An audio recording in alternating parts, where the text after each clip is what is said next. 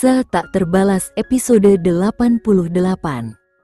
Ketika Dania tengah sibuk mengagumi kemewahan di sekitarnya, ia tanpa sengaja bertabrakan dengan seorang wanita muda yang berdiri di lorong. "Ah, maafkan aku," ucap wanita muda itu dengan nada penuh penyesalan. Dania tersenyum tipis. "Tidak apa-apa." Wanita itu melanjutkan, tampak canggung. "Sebenarnya, aku sedang menunggu seseorang, jadi aku." "Kau tidak perlu menjelaskannya."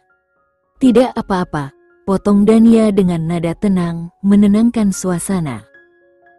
"Nona, lewat jalan ini," ujar salah satu pengawal kepada Dania, memberi isyarat. Wanita muda itu menoleh penuh semangat. "Oh, jadi kamu juga tinggal di sini?" tanyanya, matanya berbinar penuh antusias. "Ya, aku baru saja sampai," jawab Dania dengan sopan. "Wah, bagus sekali. Kalau begitu, kita akan menjadi tetangga," balas wanita muda itu dengan senyum cerah.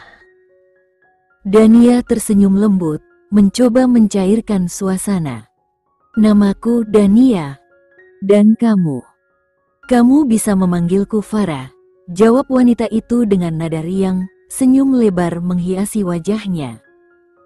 "Apa yang kau lakukan di sini?" Suara dingin Yuda menggema di lorong, pandangannya tajam tertuju pada Dania. Farah, yang berdiri di samping Yuda, segera meraih tangannya dan menariknya lebih dekat ke arah Dania. Dengan senyum hangat, dia berkata, "Yuda, ini Nona Dania, tetangga baru kita." Namun, bukannya merespons dengan ramah, Yuda malah memeluk Farah dengan protektif. "Apa yang kamu lakukan di sini?" ulangnya dengan nada lebih tajam. Dania, yang berdiri tak jauh dari mereka, menyilangkan tangan di dada dan berkata dengan nada santai, "Ceka, Ceka." "Kau benar-benar lupa sopan santun, adik kecil. Begitu caramu menyapa kakakmu."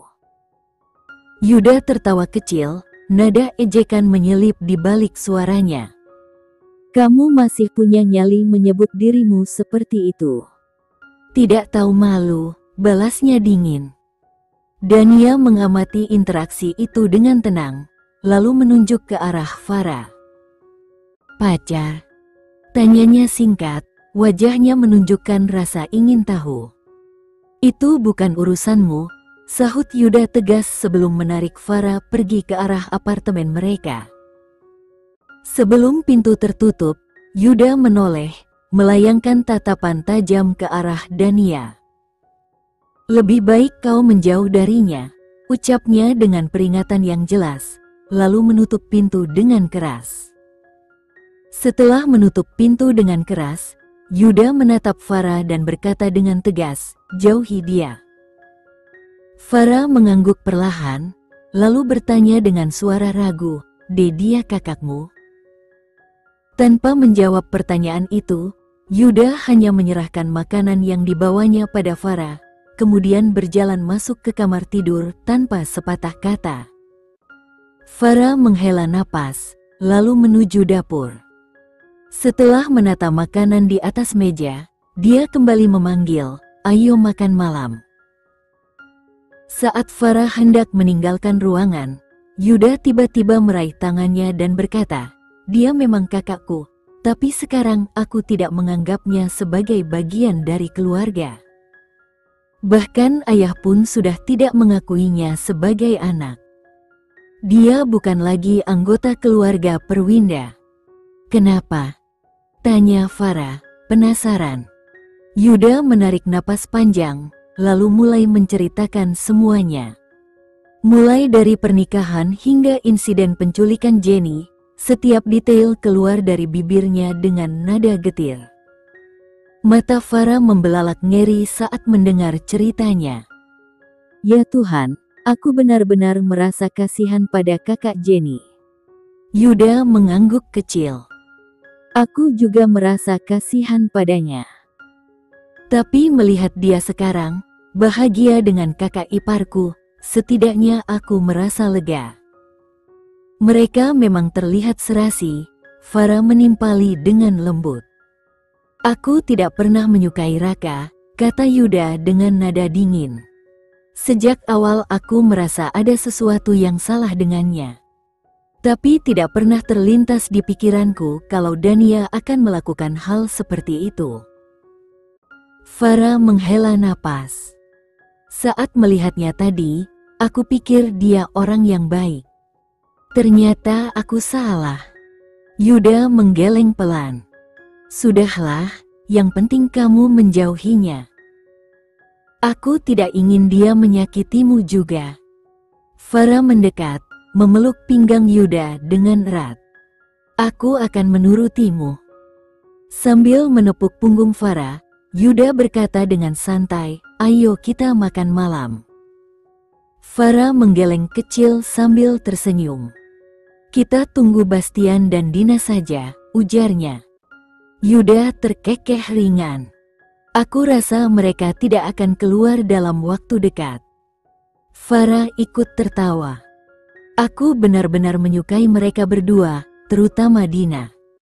Sudah kukatakan kalau kau pasti akan menyukainya, kata Yuda. Kau seharusnya meluangkan lebih banyak waktu dengannya. Farah mengangguk sambil tersenyum hangat. Aku pasti akan melakukannya. Di rumah keluarga Baskara, Jenny sedang asyik menikmati es krim karamel favoritnya, ketika tiba-tiba Julian menyambar kotak es krim itu dari tangannya. Cukup, Jenny. Kamu tidak boleh menghabiskan satu kotak penuh dalam sekali duduk, ujarnya tegas. Tapi, Jenny mencoba membela diri. Julian mengangkat satu alisnya, memotong pembelaannya. Tidak. Aku tahu kamu sangat menyukainya, tapi kalau berlebihan, itu tidak baik untuk kesehatanmu. Ia menyerahkan kotak es krim itu kepada pembantu rumah tangga, memastikan Jenny tidak mendapatkannya kembali. Jenny merengut dan menggembungkan pipinya dengan ekspresi tak puas. Baiklah, gumamnya dengan nada setengah kesal. Melihat wajahnya yang menggemaskan, Julian tersenyum kecil sambil mencolek pipi Jenny yang menggembung. Ngomong-ngomong, lusa kita harus menghadiri pesta perjamuan. Jadi, sudah tahu apa yang akan kamu pakai? Jenny menggeleng perlahan. Belum. Lagi pula, Vina tidak ada di sini untuk membantuku memilih.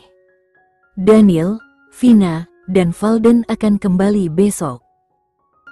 Sebenarnya, semua orang akan berkumpul lagi besok, ibu, ayah, nenek, dan kakek, ujar Julian sambil tersenyum tipis. Jenny tersenyum lega. Ah, bagus kalau begitu. Vina pasti bisa membantuku memilih pakaian untuk perjamuan. Julian mengangguk, lalu berkata, ngomong-ngomong, aku juga ingin membicarakan adikmu. Adikku? Ada apa dengannya? Tanya Jenny, penasaran. Aku sudah membuat pengaturan agar dia mendapatkan perawatan yang baik selama kehamilannya, kata Julian dengan nada hati-hati. Jenny terdiam sejenak sebelum menjawab, itu sebenarnya tidak perlu dilakukan. Julian menatapnya, sedikit bingung. Aku tahu kau merasa kasihan padanya, jadi... Jenny menghela napas dalam-dalam sebelum memotong ucapannya. Bukan Dania yang aku pedulikan, Julian. Bayi yang ada di dalam kandungannya itulah yang membuatku khawatir. Aku hanya tidak ingin anak itu menderita karena ulah Raka dan Dania. Anak itu tidak bersalah. Julian mengangguk, tatapannya lembut. Aku akan memastikan bayi itu tidak kekurangan apapun. Terima kasih, Julian, ujar Jenny tulus. Julian tersenyum kecil, menatap Jenny dengan mata berbinar. Ada cara lain untuk berterima kasih padaku, kau tahu. Jenny terkekeh mendengar ucapannya. Hati-hati dengan kata-katamu, Tuan Julian. Ingat, kau akan segera menjadi seorang ayah. Julian tertawa kecil, pura-pura tersinggung. Apa kau sedang mencoba mengatakan aku sudah tua? Hei, aku baru 26 tahun, Jenny. Jenny hanya tersenyum geli, merasa hangat dengan suasana yang tercipta di antara mereka. Keesokan paginya, sebuah berita kecil mengguncang di Surabaya.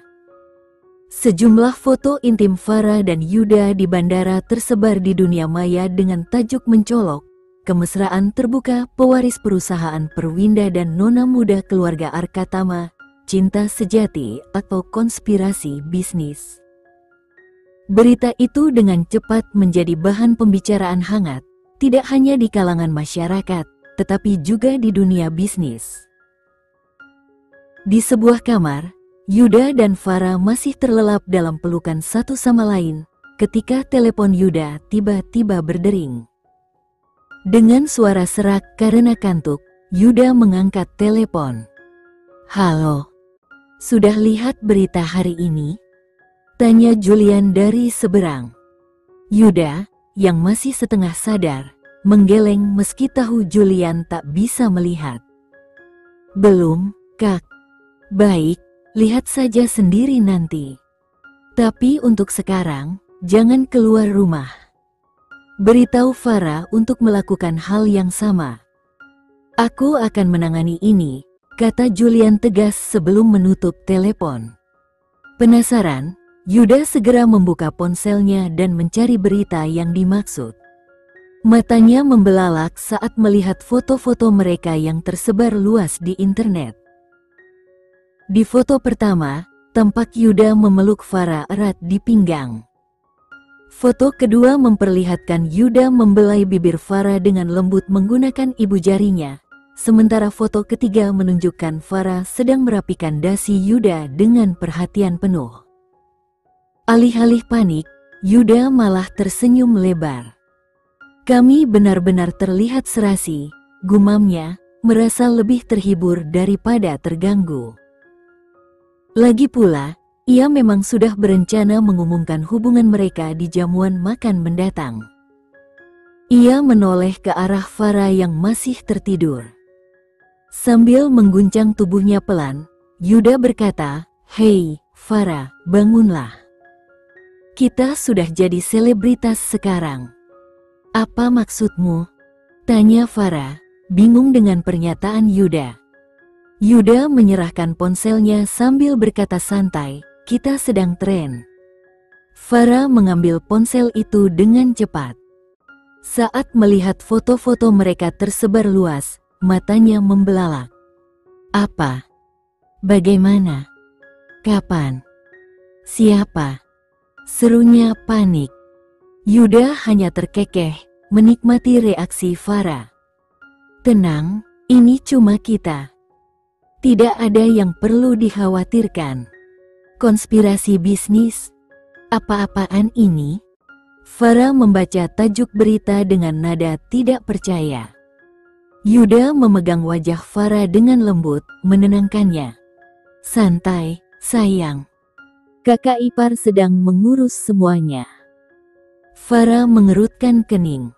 "Sekarang apa yang harus kita lakukan, Yuda?"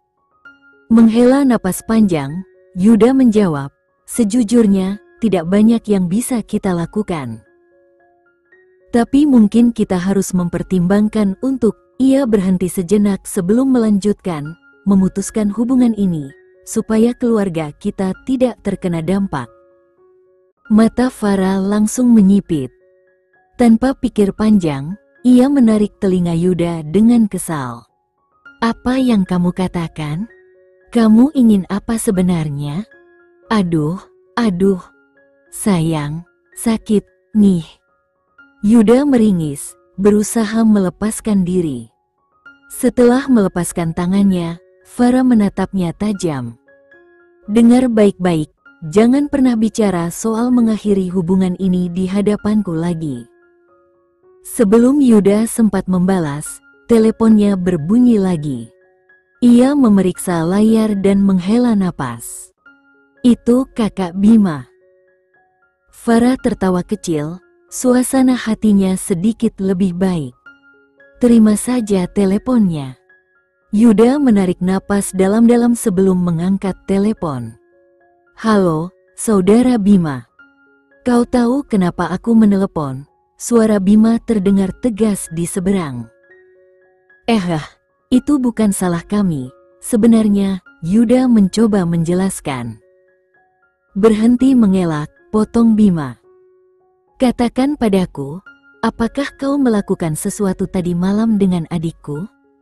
Yuda langsung menggeleng meskipun tahu Bim tidak bisa melihat. Tidak, sama sekali tidak. Tidak ada apa-apa. Baiklah. Aku hanya ingin memastikan, jawab Bima dengan nada yang sedikit melunak. Kupikir kau menelepon soal foto-foto itu, ujar Yuda, mencoba menggiring topik pembicaraan. Jangan khawatir tentang itu, kata Bim. Julian dan aku sedang mengurus semuanya. Tapi, satu hal, jangan biarkan Farah pergi sendirian hari ini. Dan nanti antar dia ke rumah Baskara. Para wanita ingin membantunya memilih pakaian untuk jamuan besok. Baiklah, aku akan mengantarnya, jawab Yuda patuh. Bagus, balas Bima sebelum menutup telepon. Setelah panggilan berakhir, Farah yang duduk di tepi tempat tidur menatap Yuda penasaran. Apa kata Kak Bima? Yuda meregangkan tubuhnya sebelum menjawab. Dia memintaku untuk mengantarmu ke rumah Julian nanti. Kenapa? Tanya Farah sambil mengerutkan dahi. Yuda menatapnya sambil tersenyum kecil. Bukankah kamu butuh pakaian yang cantik untuk jamuan besok? Farah mendesah kecil, tapi akhirnya tersenyum. Baiklah, kalau begitu. Farah tertawa kecil sambil berkata, ya, aku mau. Oh, bahkan Dina juga butuh pakaian, kan? Aku akan membawanya sekalian. Yuda tersenyum mendengar antusiasme Farah. Bastian dan aku harus pergi ke suatu tempat. Jadi, aku akan mengantar kalian berdua ke rumah Kak Julian terlebih dahulu, ujarnya. Di rumah keluarga Baskara. Pagi-pagi sekali, Daniel, Vina, dan Valden tiba di rumah keluarga Baskara. Bagaimana liburan kalian? Tanya Julian santai. Daniel tersenyum lebar, wajahnya memancarkan kepuasan. Luar biasa, saudara. Ini liburan terbaik yang pernah ada. Julian ikut tersenyum, tapi menambahkan dengan tenang, kakak iparmu sedang hamil, kau tahu. Daniel yang awalnya santai mendadak terperangah. Apa? Tunggu, apa? Dia membelalakkan matanya, seolah tidak percaya dengan apa yang baru saja didengarnya. Julian tetap tenang sambil mengangguk. Ya, dia sudah hamil 7 minggu. Seketika, ekspresi Daniel berubah menjadi penuh kebahagiaan. Ini kabar luar biasa. Ya Tuhan, aku akan jadi paman. Serunya penuh semangat. Tanpa berpikir panjang, Daniel berteriak memanggil Vina. Vina, Vina. Cepat kemari. Tak lama, Vina muncul sambil memandangnya dengan heran. Kenapa kau berteriak, Daniel? Aku di sini. Dengan mata berbinar, Daniel menunjuk ke arah Julian. Kau dengar itu? Kakak ipar sedang hamil, katanya dengan gembira. Vina tersenyum lebar, ikut merasakan kebahagiaan. Oh, ini kabar yang luar biasa. Selamat, Julian.